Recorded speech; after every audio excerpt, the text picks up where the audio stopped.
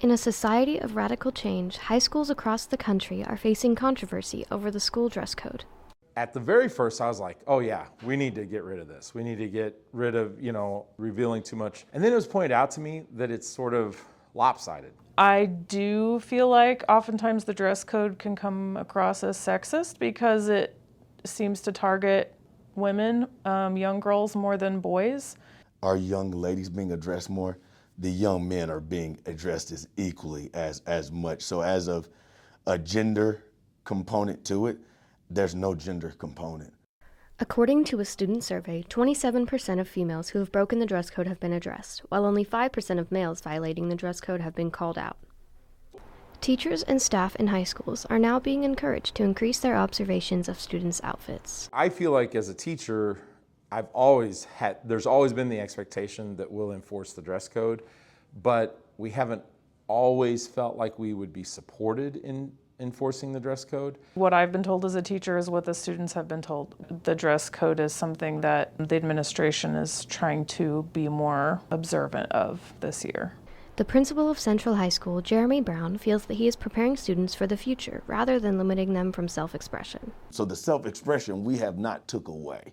We haven't took any of those things away other than anything that may cause an educational distraction. I absolutely think there are people that wear things at school that are not meant for school. An anonymous student says it shouldn't be a girl's fault if they have a bit of cleavage showing if they can't control the size of certain parts of their bodies.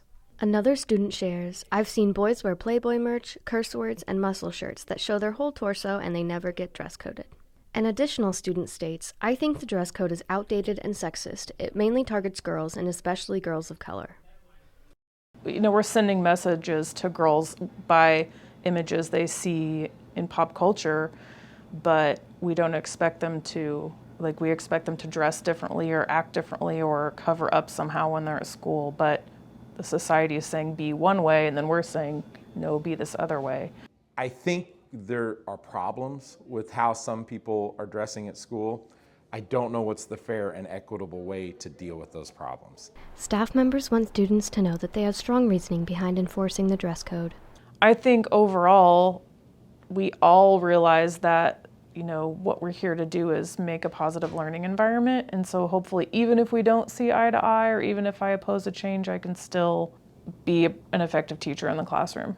I even try to teach my own children is that, hey, your voice will be heard, but policies are policies and procedures are procedures. For Central Intelligence, this has been Paige Horton and Sophia Birmingham reporting.